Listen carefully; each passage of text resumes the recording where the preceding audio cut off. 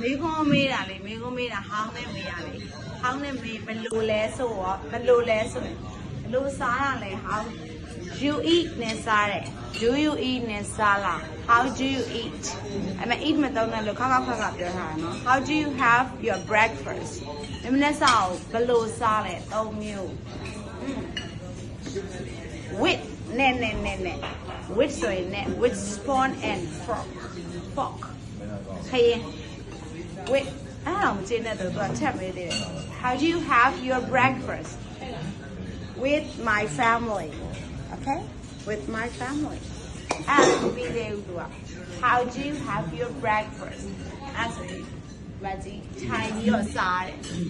by sitting ကလေးဘွားတော့ဆိုရင်ကျောင်းသားတွေအတွက်ဆိုလို့ရှိရင်ကျောင်းသားတွေမှာဆိုလို့ရှိရင်ဟောင်းနဲ့မင်းပါလေးတို့က by ရင်ကြည့်နေဖြေရ by sitting time ပြီးတော့ထိုင်ခြင်းဖြစ်စားတယ် okay ဘာရင်တော့မှာ by ရင်အဲ့ဒါ